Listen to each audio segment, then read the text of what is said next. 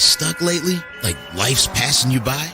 Get to know M.A.Y.A. Acronym My Ambition, Your Ambition. Reconnect with your dreams, your goals, your ambitions. Find your motivation and start to live the life you desire. Explore the M.A.Y.A, My Ambition, Your Ambition podcast at M.A.Y.A.Akai.com.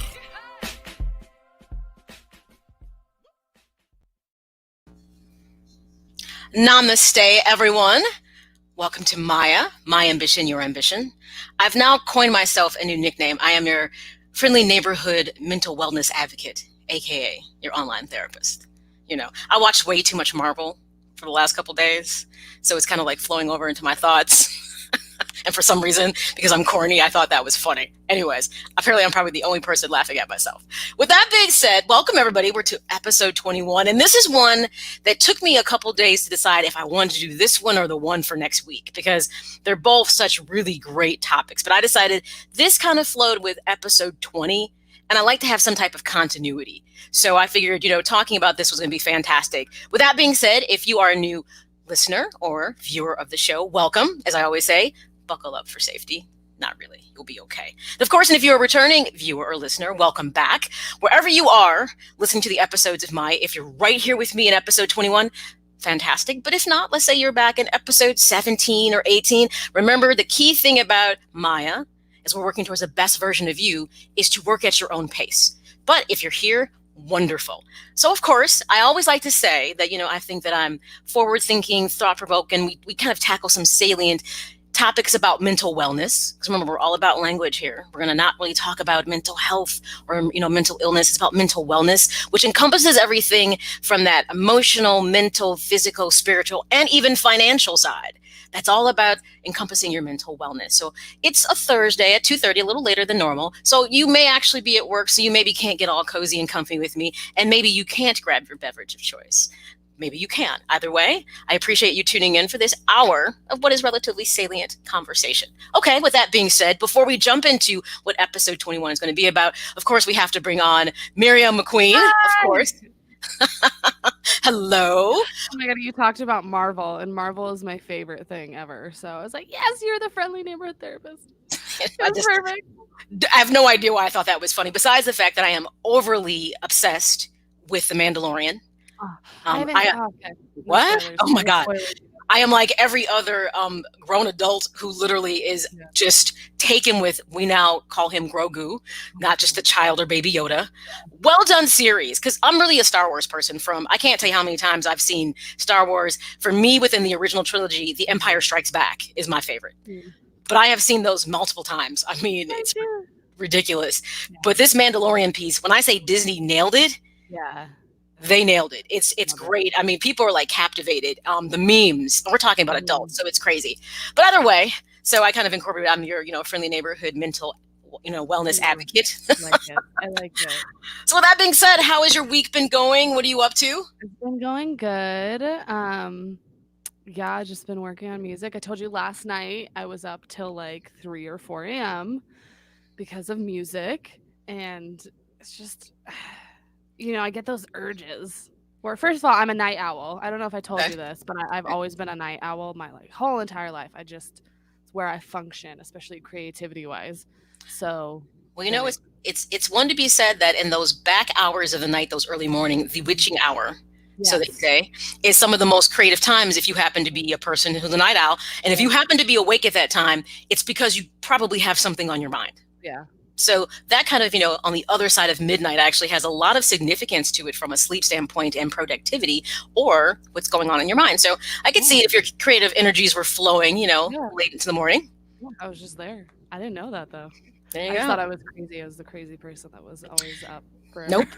I used to be a night owl, but in my old age is catching up with me. And so I usually go to bed a little bit earlier now. I'm like, oh yeah, I got to get up early. So I can't be staying up till like 1 or 2 in the morning anymore. I'm trying to be up at the crack of dawn. All right. Well, of course, we will see you on the back end of the show. So we can see the song you have selected that coincides with obviously the theme of the show. So we'll see you then. All right, everybody, that is Miriam McQueen. She is the M.A.Y.A musical muse. Of course, you can find her on, I love this, it's easy, Miriam McQueen, Facebook, Instagram, MiriamMcQueen.com. check out her, not just covers of songs, but she also does original music as well. So I've gotten to incorporate music into my show, and I'm always so excited about that. So make sure that you definitely, check her out and her stuff that she's done, and, follow her and, share her music and all that good stuff. Okay. So I'm super excited because this is an episode that I think has so much credence about it that I'm hoping people will say, okay, you know something? This really isn't about New Year's, resolution. This is about getting to the best version of me. It's something that's 365. You don't just all of a sudden hit the reset button because maybe you didn't do everything right. It's a continual flow of things that you're going to be challenged and you want to change and work on. Hello, Valerie. Good to see you too. Love you as well. Hopefully you are safe. This episode, which is really key. And remember, you can always find all previous episodes of M.A.Y.A, My Ambition, Your Ambition, at MayaKai.com. Of course, hopefully you have subscribed to my YouTube channel, Maya Kai. And remember, you can always listen to previous episodes on other podcast platforms. So if you happen to like iTunes, Google, iHeartRadio, and now you can find me on Amazon Audibles, great. You can listen to my show there as well. If you're not listening to the through YouTube or through my website, of course, hopefully you've gotten social with me by now. So either you're following me on Instagram and Twitter at Maya_Kai, and of course, Facebook, Maya Kai Presents. So it's all the way you can actually chime into the show and keep abreast of what's going on with my ambition, your ambition. Okay, so now that we've got the housekeeping things out the way, let's get to the business of talking about episode 21. So before I jump into it, I'm going to say it right off the top. We're going to have 2 toolbox moments that we've had every single episode. So by now, when I start the show, you just take it out and put it out there. So it's toolbox time. So what are you taking out of your toolbox right now and putting on the table? Your emotional intelligence at this point. Remember, your EI refers to your ability to perceive, control, and evaluate emotions. And every single episode, this is something that you're going to be using. Newsflash. It's something you're going to be using every day, all the time, 24/7, unless you're asleep. Emotional intelligence helps you to be able to understand the situation that's unfolding around you and how it's impacting you, hence making better decisions on how to react to the situation. So your EI should be out all the time. Not just listening to the show or the other podcasts, but interactions with others. But more importantly, when you're reflecting on yourself, you should definitely have your EI on the table. That's why we have it out every single episode. So now that we've gotten that out the way, you know what the other toolbox moment is if you listen to the show. I want to share a meme with you that I used for the picture for the actual show as it's posted through the different podcast platforms and even on my Facebook pages. This is something that will kick off episode 21. Equality in relationships is not about men and women having the exact same characteristics. It's about each individual having the same worth.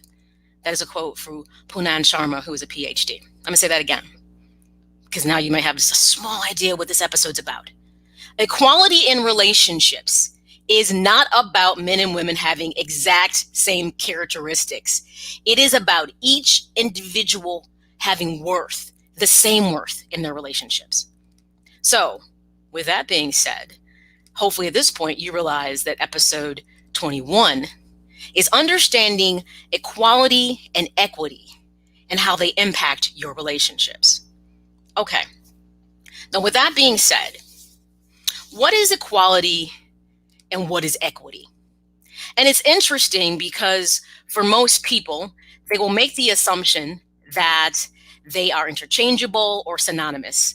Though they are similar, they are different and have almost a codependent existence within relationships, but they have different meanings in how they operate within relationships. And that's what we're going to get into, because when we talk about this either you will have a red flag and say, this is why I have struggled in this relationship with this person. This is why I have struggled in this relationship with myself, because I've never really thought about the ideal of equality and equity and how it relates into my situation. And that's what this episode is about. So it's interesting because equality is, often when you hear these terms most of the time, people tend to relate them to situations that are more, let's say, social, racial, cultural, economics. You hear those words, financial. You frequently hear the words equality and especially equity. You hear that a lot in sweat equity, equity in a stock. So It's not so often, though these words are very relatively important to relationships, you don't frequently hear them used so much in these interpersonal relationships and interpersonal relationships we're going to talk about today. And I think that part is really key to understand that, in essence, they apply to so many things in your daily life. They may have greater in some situations, more so than others, but they often play out in everything that you do, and that's why it's so important to understand them. So when you talk about equality is often viewed as sameness or equal distribution. Simple meaning of it, nothing too elaborate. Equity is often related to the justice or proportional fairness of something. So like I said before, you often will hear these terms used in economics, racial, social, or cultural context. So now let me give you an example. I think everybody's more intelligent enough to know what I mean, but I want to give an example of how this kind of plays out and how it works. So let's talk about equality. Let's just take a classroom full of kids, boys, girls, different social economic status, whatever the case may be. They're all sitting in a classroom with the same teacher and maybe even a teacher assistant. They all have the same book. They are all getting the same lecture. They are equally getting the same thing. So we get back to equality, sameness, equal distribution. There is nothing within that room that is different. How equity plays out in that room as it relates to proportional fairness. Let's just say in the course of the lecture, there is a student or two that is not understanding the information. Two things can happen. One, the student can seek help to get additional assistance to understand the curriculum, and or the teacher may identify that child, that student, has additional need, hence provides a bit more resources to that individual to help them be able to be at the same level as much as possible with their peers in the room. That's equity. Now, you may have somebody, because we live in a world of people who absolutely love the idea of conflict and disparity, who might look at that and say, well, wait a minute. If one student is getting more time than another student, is that teacher putting more equity, hence, into that student, and doesn't that become an inequality? So an inequality, so to speak, is the quality of, it's like the quality of being unequal or uneven, such as a disparity of distribution of opportunity, of lack of unevenness, which means absolutely not in that scenario, that is not inequality. Because the action is equity is put where it is needed to make sure that there can be evenness and equality. Now, you can take that same scenario and I will tell you where it becomes inequality. Let's just say you see this frequently. There's a town that has variations in economic status in schools. Or you could look at the state of Illinois. There's probably no secret that the school districts, let's say maybe in Naperville or Winnetka or Tinley Park, have greater resources in regards to technology, books, general resources, activities than, let's say, schools in Chicago and other suburbs that are not known to be wealthy suburbs. In fact, Chicago's a probably even better example of the inequality in education because of the idea of charter schools had to come along because of inequality. So the idea was to even out the playing field and to make it equal, more equity had to be put into areas so that those kids can have the same opportunities. I'm not going to get into that conversation to say that that is actually working, so to speak, but hopefully that puts into the idea of how they're similar, how they function, and how there's a very fine line when things can become out of balance and unequal, so to speak. So let's talk about equality and equity in terms of relationships. Now, relationships, we're going to talk about the relationship with yourself and other relationships we are involved in outside of ourselves. So those might be spouses, significant others, family, friends, work peers, whatever the case may be. So the first relationship, which is always going to be the primary relationship that I focus on here on M.A.Y.A, is that relationship with yourself. Because getting to the best version of you is organic and it's authentic and it comes from here. It doesn't get defined from the outside. It doesn't mean there's not outside influences, but the source of what is going to help you to get to that best version of you is from here, not from out there. So one of the most important relationships to talk about equity and equality, it starts with yourself. And it's interesting because a lot of people are going to say, now, how exactly am I having an evaluation piece about equality and equity with myself. Well, if you have to ask that, I think that's interesting, because I think you should already know that it looks a certain way. So what does it look like with you, yourself? Okay. We usually get about one of these a show. It's time for RTT, real talk time. Here is the equity question that applies to you. Ask yourself this question. Do you value other people's feelings and happiness more than your own? Which could be, now mind you, I always have to warn with these conversations.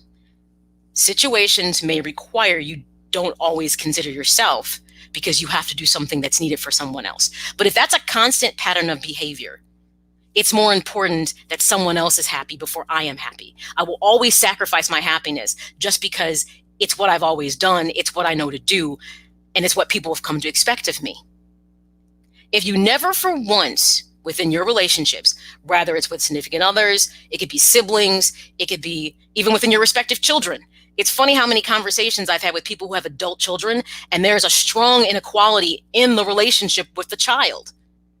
Because this parent, the people that I've worked with, feel that the happiness of this child, who's now an adult who can make better choices, is more important than their own.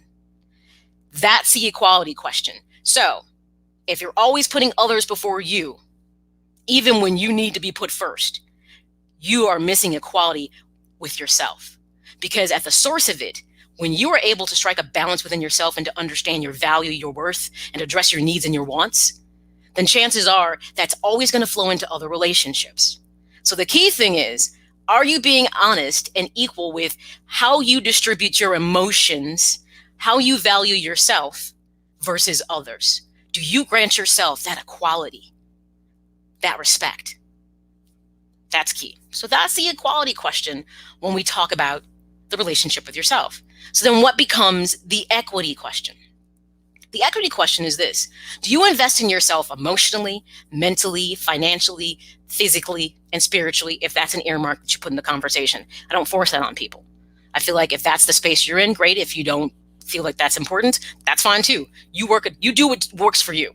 We're not here to try to create these type of belief systems for you about if you're not doing this or putting this first, then there's no way you'll be happy. That's not my job. That's not what I'm here for. That'll be a journey you can take on your own. And if you discover it, great. If you do, wonderful. If you don't, that's okay with me too. But the question is, do you invest in yourself emotionally? Which means you hear it more often than not lately. Do you allow yourself to say it's okay to not be okay? Do you allow yourself to say, this definitely was not my finest moment.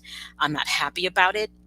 But oh my gosh, newsflash, I'm human. And as being a human, I make mistakes. I can be vulnerable. And being vulnerable, by the way, doesn't make me weak. Because we do live in a society that wants you to feel that vulnerability makes you weak. And that's not true. Do you give yourself that mental space that you need? Are you always going and continually doing things for others when you're worn down, tired? Do you even know when you are tired and when you just can't keep doing what you're doing? Do you financially put yourself in a better space? Right now, I hear the most ridiculous conversations with people who are talking about getting loans for Christmas, but can barely pay their rent.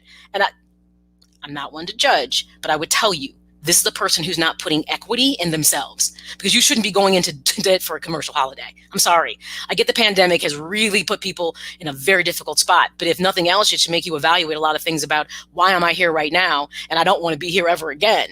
But I also shouldn't dig a deeper hole to jump in it so then I can be more emotionally and mentally under duress because I did something that I couldn't afford to do in the first place. Do you physically take care of yourself? Do you go and go and go and you never get enough sleep? You don't have the proper diet. You're not doing the things you need. Those are all key things. When you focus on you, when you start working out, you have a healthy diet, you're doing those annual, doctor's visits, those simple things, that's putting equity in yourself because it means you value your health.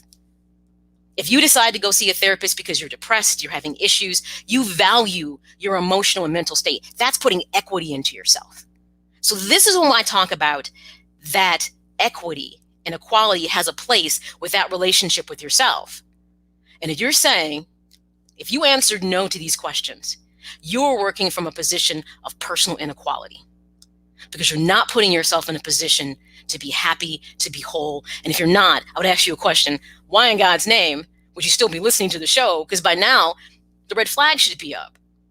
Because if you're refusing to make these adjustments because it makes other people uncomfortable, it's supposed to make you uncomfortable. That's all good. Get uncomfortable with me, because until you get uncomfortable, you're not going to get comfortable with yourself. It means looking at that person in the mirror and saying, okay, yes, I don't like the way I look. And it's got nothing to do with the world tells me that I'm too fat or I'm too this. I don't like it. I don't like the way I look. I'm not happy with me. Get uncomfortable with you so you can get comfortable with you and get to that best version of yourself. That's the dirty work. That's the heavy lifting. That's what Maya is all about. My ambition, your ambition. And I've been doing a whole lot of heavy lifting. I'm going to tell you something this whole year. In my last episode, I'm going to really share a lot of personal things because I think there has to be a certain amount of transparency with people. I mean, just to give a small snapshot about equity in yourself, literally within this year, I've experienced 6 deaths, not COVID related, all in varying degrees of relationships with people. That was interesting. It really helped me to understand that it was okay not to be okay and to understand what vulnerability looked like. It's interesting.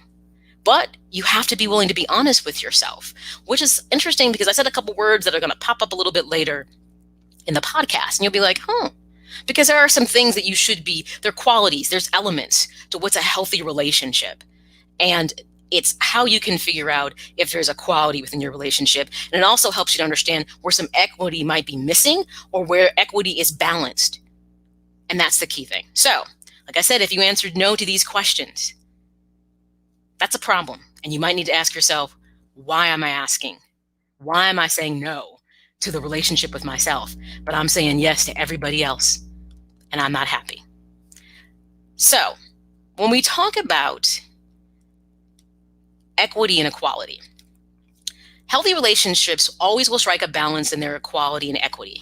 That is, they're going to equally or acceptably distribute the key qualities that are necessary in some degree in a healthy relationship. So what that ultimately means is that in these key healthy relation elements we're going to talk about, by no means are they ever going to all be equally distributed. I think that's the part that's important when we have these conversations, because every relationship has a different dynamic to it. And you're talking about personality types, you're talking about outside influences.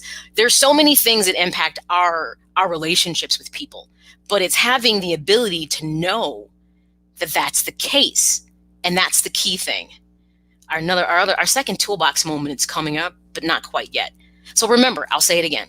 Healthy relationships strike a balance and their equality and equity. That is, they equally or acceptably distribute the key qualities that are necessary in some degree in a healthy relationship.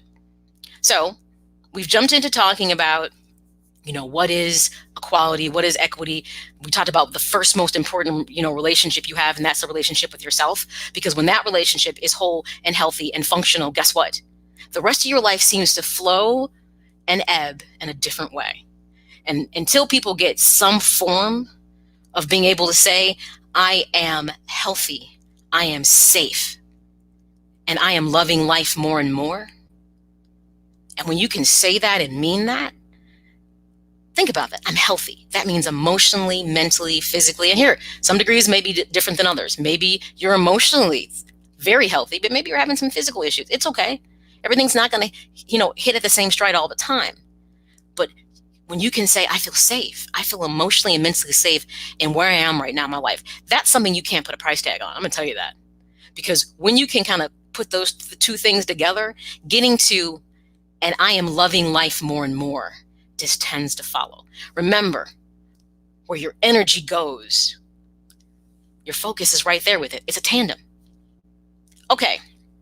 So, of course, I always have to give you something that I think can be concrete and usable, and something that I am an absolute fan of because it's a good visual and it kind of walks us through the rest of the podcast, is the equality wheel. And what it does is it describes those qualities involved in healthy relationships. So as a snapshot, this is what the equality wheel would look like. So when you look at this, you should see, obviously, equality is in the midst. And within that equality, there should be open communication, because there are 8 elements of this. There should be open communication, intimacy, physical affection, fairness and negotiation, shared responsibility, respect, trust and support, honesty and responsibility. Those are the 8 qualities that a relationship should embody. And like I said, you're going to strike a balance with this. For instance, open communication may be your stronger attribute in your relationship, and maybe the shared responsibility part is a little imbalanced. But we'll kind of get into striking that balance within your relationships with equity and equality in a bit. But so this is the equality wheel. Remember, this will be posted on M.A.Y.A in the podcast resource section. What I like about this, and I actually have something posted in there, and I really, really like it because the University of Toledo did a fantastic seminar on this. And when I say they break it down, I think it's like 16 pages when you go to the website. It's something that's a great way to really evaluate where you are with relationships. And I kind of feel like if you have young people, I think it's an even better resource to pass on to them, because young people have a whole different mindset. Well, think about how you were when you were young. Teenager to being a young adult, and your perceptions of relationships. Either you emulated what you thought was appropriate through what you saw with your parents, or you just also kind of follow along what your peers did, without really understanding the construct of what a healthy relationship often looks like. And to be honest, we're talking about when personalities and experiences are so much changing over time. Great resource in the podcast resource section at M.A.Y.A, episode 21. Okay, so when we talk about that equality wheel, and I'm going to give, I got to give some credit where credit is due. It's important. It was created back in the 1980s, and it was really through domestic violence work that came up with this equality wheel. It was the DAIP, the Domestic Abuse Intervention Project, that they called it the power and control wheel. We kind of re-imaged it a bit and took out the nonviolence piece and inserted something different into it. So it kind of could be used as an overarching conversation about equality within relationships. So I want to give some credit to the DAIP that actually created the initial power and control wheel that later had some small modifications. It took out the conversation about nonviolence, because this was saying we're not talking about relationships in terms of abuse, but in terms of healthiness. So some small variations in it, but this is where the origins of the equality wheel came from. So before we jump into talking about the equality wheel, it's toolbox time 2, okay?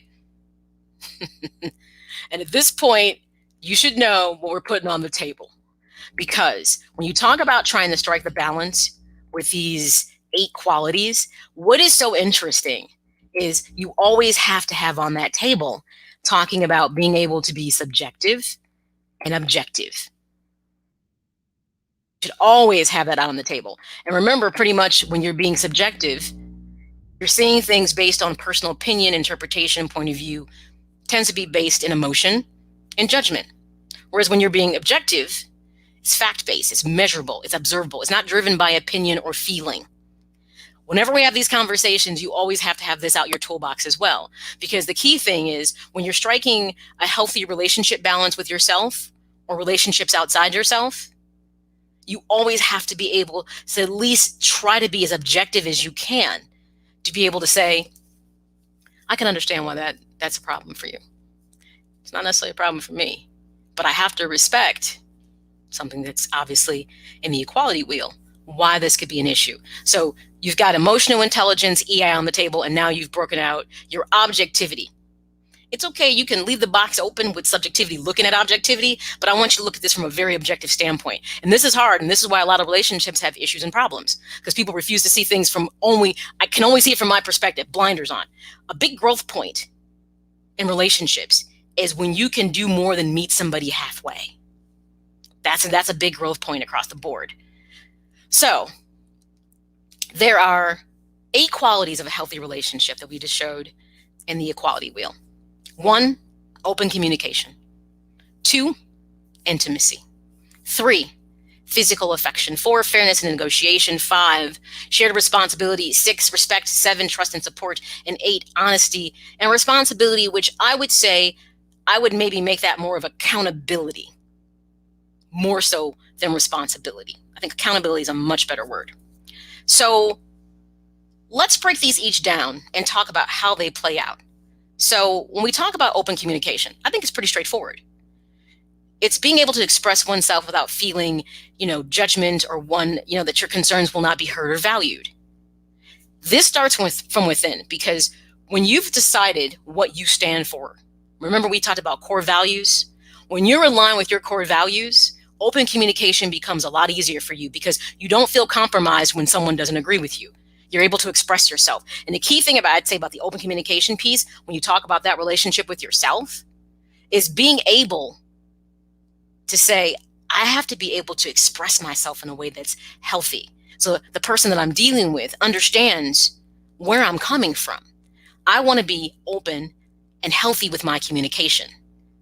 And hence, if you offer that to that person, hopefully they can do more than meet you halfway. But if you're in a relationship with, whether it's a significant other, your boss at work, your kids, and you feel like you constantly have to dial back what you want to say because you think you're going to be judged or what you said won't be valued, there is an inequity in that relationship. Ask yourself, why do you feel you can't openly communicate? Is it because you're afraid you haven't found your voice? Or is it because you literally feel they're going to judge you and devalue what you think? That's an inequity. There's already an inequality in that relationship. If you can't openly communicate with somebody, you're already working from behind the 8 ball. That means you're never going to be able to bridge the gap and have the kind of conversations that you need to have, especially if things are not going well. Now, open communication tends to work okay when things are great. You're challenged when things are not going good. And this is where, though these are no particular order, but communication is always key, and we say that. 2 is intimacy. It's interesting because people will probably misunderstand this. It's not just physical intimacy, but it's that emotional intimacy, feeling close and connected on some satisfying level, so to speak. This is probably more connected with, obviously, romantic relationships. There can be that connectivity and intimacy in relationships that are like with family and friends. That's why I say the word intimacy sometimes gets misunderstood. It's about connection, and if you get to a point where that connection is no longer there, it changes the nature of your relationship. I had friendships that recently end, and for years, I was starting to feel very disconnected, and it was nothing that anybody had necessarily done. That intimacy piece was missing for me. When you stop feeling connected at some satisfying level within any relationship, it could be the intimacy at your job, meaning if you no longer can connect what you do at work, if you feel like there's no value for you, that job no longer has meaning and it's going to be laborious, literally trying to go to it. So intimacy isn't about that physical connection piece necessarily, even though that can play out in romantic relationships, but in work and platonic relationships, intimacy is about connection at some emotional and mental level. So then when you do the shift, and you talk about physical affection, that's really about the engagement of the senses. It's like feeling satisfied in the exchange that moves beyond just a sexual context, especially when you talk about romantic relationships. So physical connection might simply just be the idea you see someone, they make you smile. Sometimes for some people, it can be PDA. It depends. If you talk about that physical affection piece, let's say in the scope with relationship with, friends or family, it's like you get a hug from a friend and it makes you smile. It gives that relationship a different layer of connectivity. If you get along with your coworkers at work, say a coworker goes out because they're struggling with an illness. I've seen people rally together to do fundraisers and things to show that person that they care, that, they're showing physically, they're manifesting that intimacy piece. So that physical affection piece, showing people outwardly, kind of showing that senses, whether it's what you hear, what you see, that physical touch. It's interesting. It's that piece that drives that. Fairness in negotiation. It's being able to settle a conflict in a way that is mutually beneficial to all involved.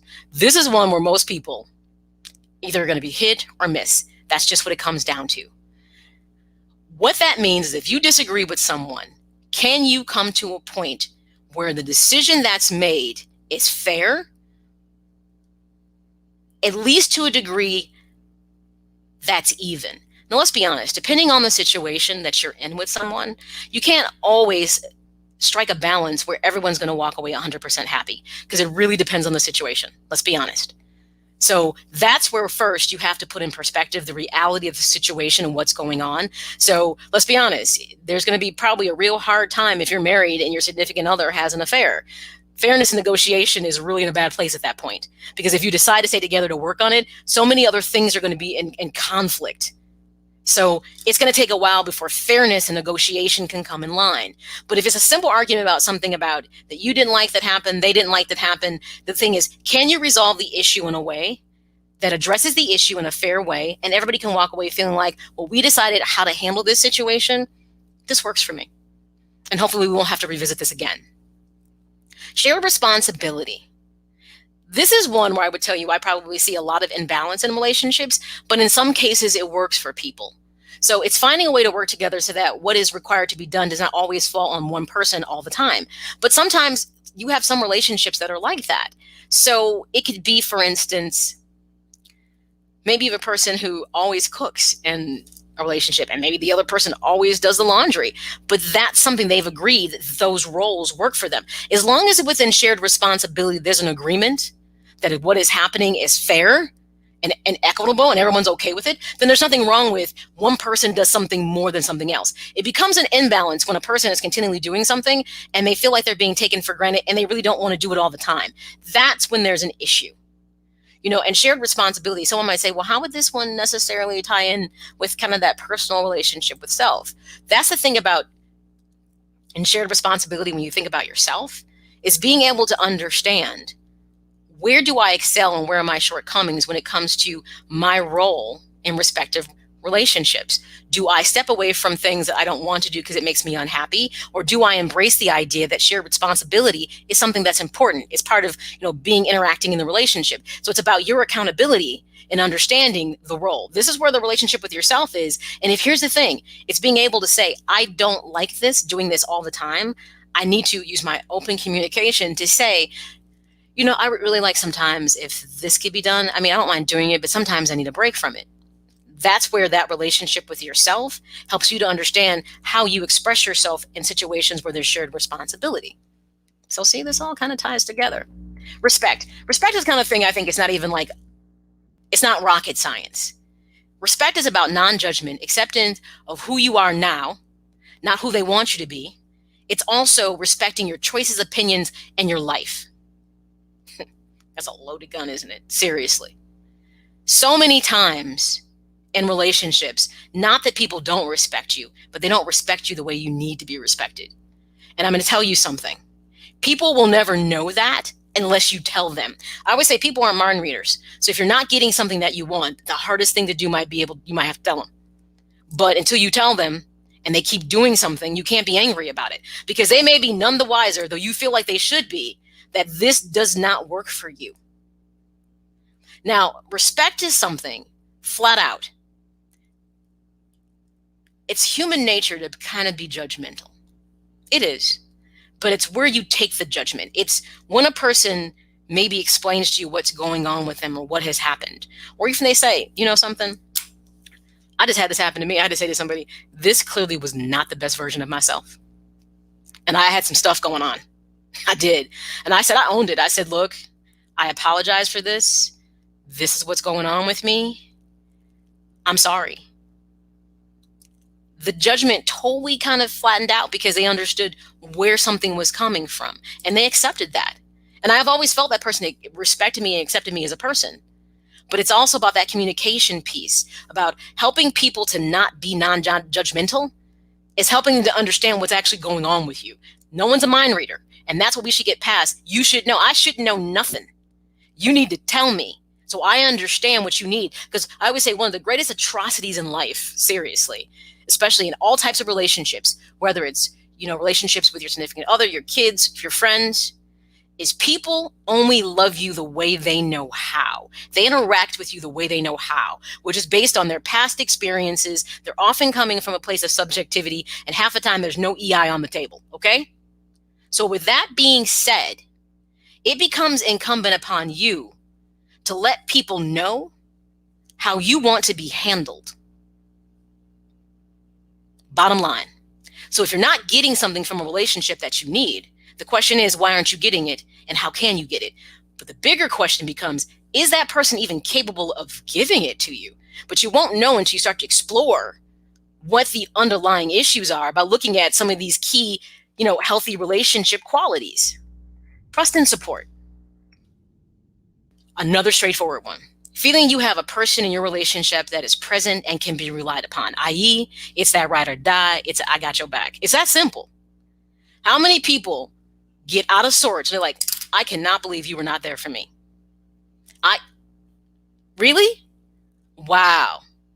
The most probably sombering experience you will ever have, and it happened to me, is to know that people I thought were like salt of the earth, had my back, ride or die. I'm talking about we're years into this. Did some of the most underhanded, disrespectful things. It honestly, it really hurt my feelings. I can go as far as to say that it broke my heart, because I was like, how could you do something? If that's what you thought, how could you not come to me and say something? Because I thought, I would never do that. And there that goes. Trust and support is about the equality piece. So when people do things to you that you wouldn't do to them, that's a red flag. And don't look past it like, well, don't make excuses for people doing things that's unacceptable behavior. Because I didn't. I was like, well, I guess this is done, because you let me exactly know how much you don't respect me, how there is no trust and support. Seriously, how there is no fairness in negotiation. It was totally missing. But here's the thing. There were always red flags that it was missing. I just made excuses for it. So when it got to that point and that situation happened, though I was hurt, I really couldn't be mad about it. I was like, you know what? I set myself up for that failure because I saw that coming.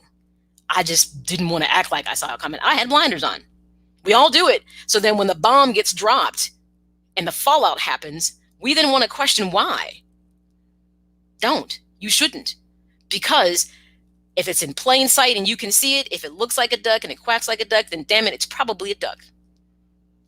But yet we make excuses for people that we love and we care about because we expect for them to do better. And then we want to pick up the slack. When in essence, it's about equality and equity in our relationships.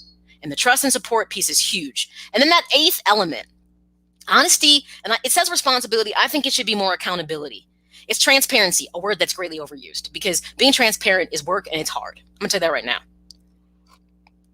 Trying to always be transparent is one of the biggest challenges in the world, because sometimes you may know something that would break a person down and you're like, how do I tell them this? But I always tell people, if it's better to deal with it on the front end before you let it totally become a snowball and it plows a person down, and you'll find people will be more angry and say, why didn't you tell me that when you knew? Why did you wait to tell me that? Remember, it's open communication, and it's about how you decide to preface something. You can even say to a person, I need to tell you something. I'm struggling with this. I know you're not going to like it, but I feel like I need to tell you. Do you not want to hear it? Because then you can go back and say, well, I wanted to tell you. Remember that day I said to you and you told me you didn't want to hear it? Because sometimes they may already know what it is. But it's how you set the table up for conversation. It's about directness without being insensitive. So you can tell someone something bad without being rude or disrespectful or forgetting it's going to hurt their feelings. Like, look, just suck it up. No, you don't have to just suck it up. I can have a conversation with you and know that this is a delicate thing. So let me treat it like it's breakable. People are breakable. And the problem is we're broken so many times. We've got so many pieces that have been put back together. We don't feel whole anymore because we're so broken. It's that being sensitive with how someone's going to respond to something and how you embark on that conversation with them. And it's being accountable for one's actions, thoughts, and words. It's really just that simple when it's all said and done. Well, those are the things that when you talk about equity and equality in relationships, that's what it really all comes down to. Those 8 things, which will not always be the same, they will not always be equally yoked. You may have better communication in a relationship than the other person does. And if you know that, you work on it. So that can become at least meet me halfway, middle of the road, and not our weakness. Because when communication is the weakness, things tend to go awry. I'll be honest. Maybe in the shared responsibilities, you do something more than they do, but you both are okay with it. So there can be a balance that you strike for yourselves because you have agreed to strike the balance. That's what's key. So that brings me to my final thoughts about this. We've gone through really important 8 qualities. Remember, you can find all the stuff at M.A.Y.A.com. I put some extra resources in the podcast resource section. There's one I really like from the University of Toledo. I think that it's very thorough. If you're kind of wanting to walk through and do some relationship evaluation about healthy boundaries with equity and equality, it's a good piece to get into. So here are my final thoughts. Actions, yours and others, should mirror and match the intentions. Let me say that again. Actions, whether it's yours or someone else's, should mirror and match the intention. You know, if someone said, I didn't mean to, but everything within their action says, yes, I did, then guess what? It's the action, it's not the words. It's what you show me that matters, not what you tell me. And so many times people will say that, well, they say that they love me, but I don't feel like that. Well, if you don't feel it, them saying it obviously means it's not congruent. What they're doing is not congruent. But I hear you make an excuse for the fact that it's not congruent because you know what? You want them to love you. That's just flat out often what it is. When we make exceptions for people that we know are not healthy exceptions, we do it for a reason. So like I said, when the words don't match the actions, step back and ask why. That is the key thing that you can always do, is ask yourself, why is this the choice? Why is this happening? You know, just because maybe you don't have a balance in these 8 kind of qualities doesn't mean that a relationship is bad or it's toxic. It just means there's probably, like I just said, some incongruencies in what's happening in those qualities. It might be working for you, but maybe isn't working for someone else. But you'll never know unless you evaluate and identify where you feel deficient and unhappy with yourself as well as others. So look at those 8 different qualities with yourself and with others. And if you find yourself saying, I'm not happy with our communication, but you know what? I feel like we're good when it comes to trust. I feel like this person's got my back, but we have a disconnect when we try to talk about things.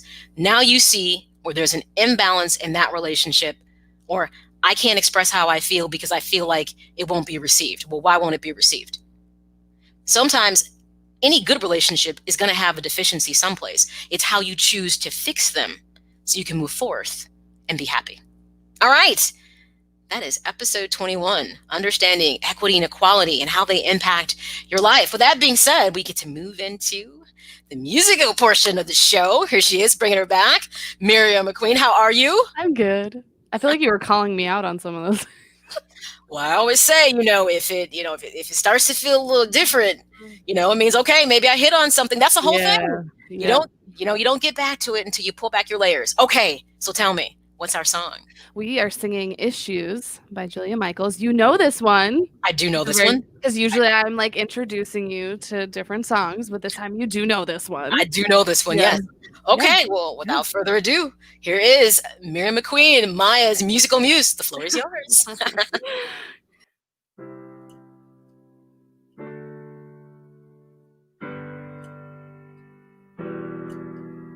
I'm jealous. I'm overzealous. When I'm down, I get real down. When I'm high, I don't come down. I get angry.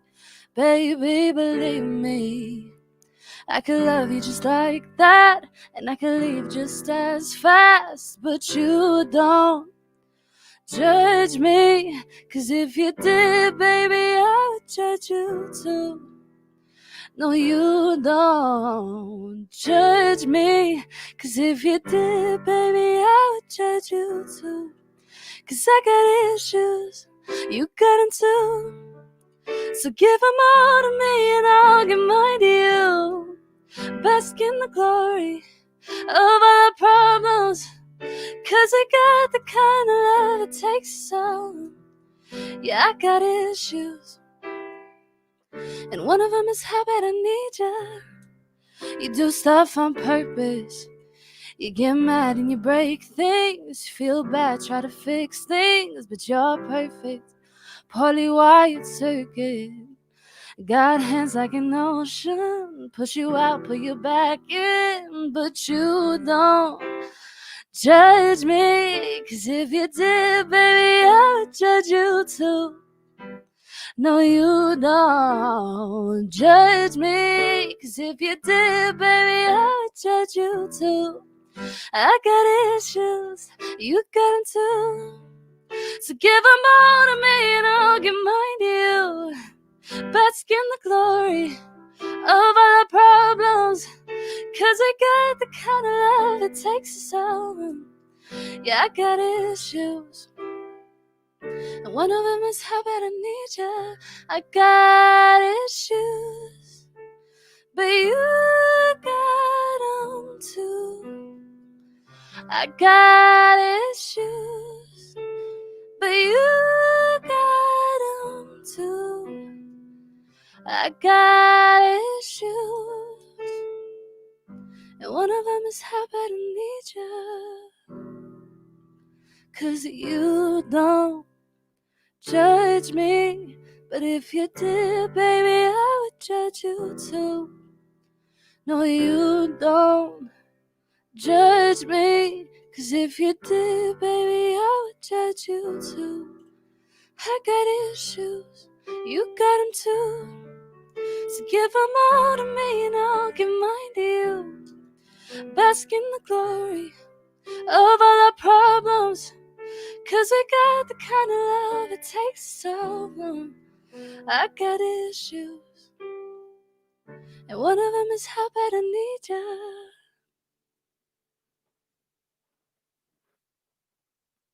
Done. That was spot on. Okay, that nailed it right there.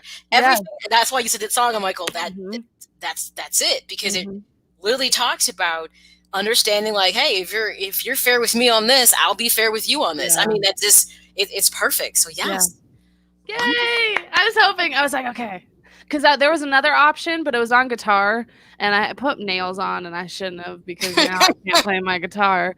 And it's by Ben Platt, and it's called Grow As We Go. You should check it out. It's really good.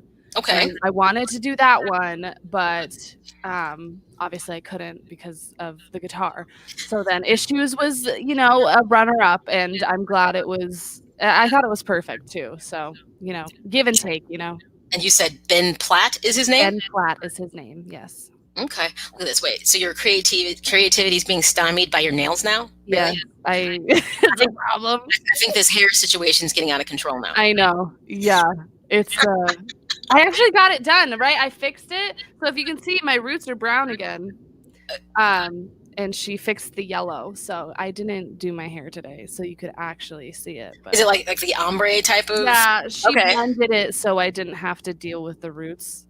Keep up with it growing out so much. So okay. Yes, I fixed that. So I see. Self-discovery. So I see during the pandemic, it's also you are exploring all these beauty options too. Yeah. Are you bored? Yeah. That's funny. Hello, Nubia Patel. Yes, I got issues. You do too. I got issues. And that's and thank you. Hey, good to see you, Nubia. And that's the thing about all of this in relationships. Everybody has something they're dealing with. Yeah.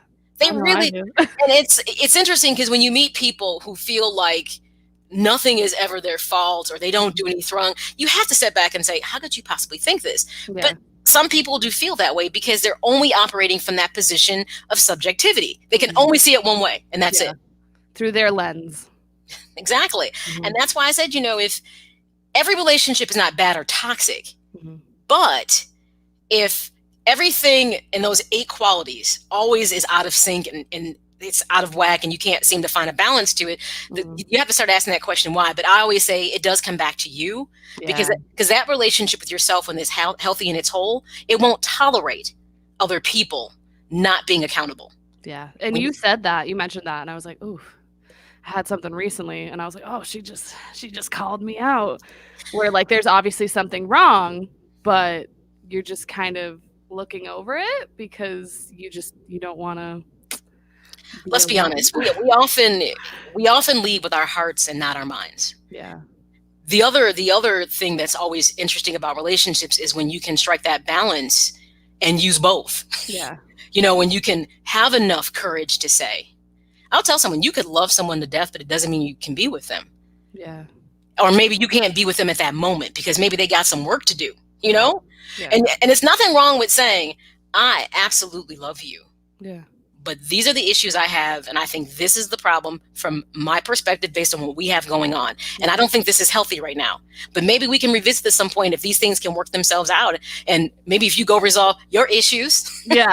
They come back to me. And we you know what they say, if you love something, set it free. If it comes back to you, then it was yours. Yeah. And if a person really values you in a relationship, whether it's interesting. I mean, this isn't just in romantic relationships, it's friendships. When people value you, they hear what you're saying and they respect what you're saying.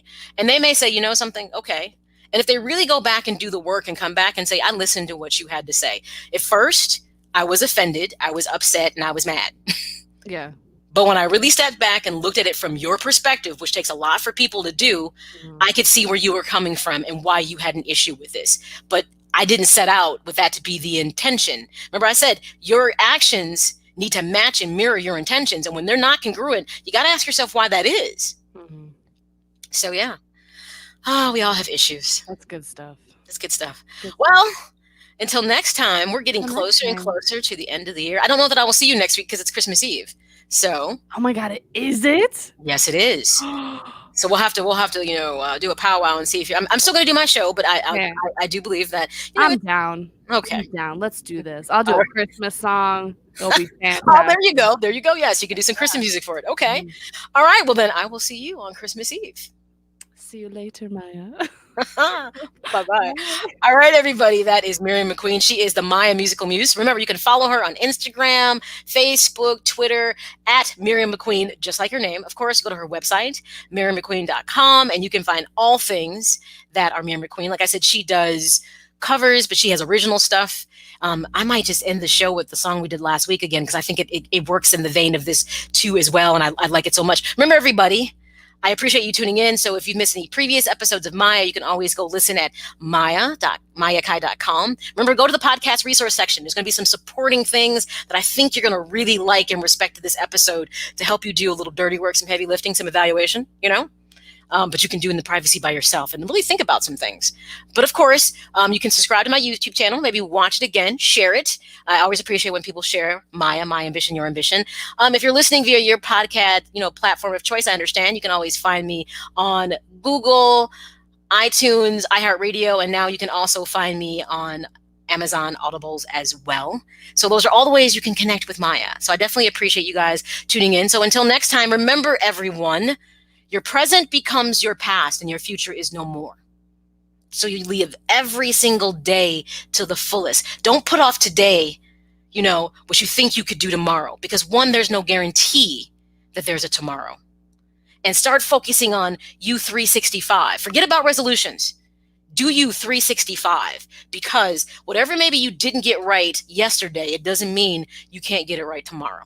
It's about the commitment to getting to that best version of yourself. All right, guys. Miriam didn't explode. She didn't expect this, but I'm closing out with one of her original pieces that I am a huge fan of, because I think it fits into this as well. Time is a Bomb. This is Miriam McQueen, an original piece. I feel grateful today that I woke up the same way I do every day. Though it's been taken for granted, my famished mind needed to rest, and all this time I've been getting undressed, because my shirt has been weighing too heavy on my shoulders. Work is what I do, but it's not what I'm supposed to. I try, it's just so hard sometimes. Why lie when you just can't rewind? Time is always ticking, we all know it's a bomb, and my eyes won't stop blinking, ready for it to go off. Kindness is a gift I'm not giving myself. Money is a trick disguised as wealth. But I feel happy today. Looked at the clouds and saw them change the way they do when it rains.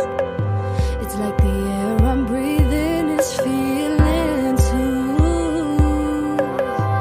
It fills my chest and lifts my mood, and I've been needing it, because my shirt has been weighing too heavy on my shoulders. Work is what I do, but it's not what I'm supposed to. I try, it's just so hard sometimes. Why lie when you just can't rewind? Time is always ticking, we all know it's a bomb, and my eyes won't stop blinking, ready for it to go off. Kindness is a gift I'm not giving myself. Money is a trick disguised as wealth. I'm one step, then two steps, and three steps closer to giving myself what I've wanted, what I've needed or deserved. I can't help thinking this is it now. This is me, how'd I ever slow down? I know I've wasted a lot of my time, but I'm taking it back. Because my shirt has been weighing too heavy on my shoulders. Work is what I do, but it's not what I'm supposed to. I try, it's just so hard sometimes. Why lie when you just can't rewind? Time is always ticking, we all know it's a bomb, and my eyes won't stop blinking, ready for it to go off. Kindness is a gift I'm not giving myself. Money is a trick disguised as wealth.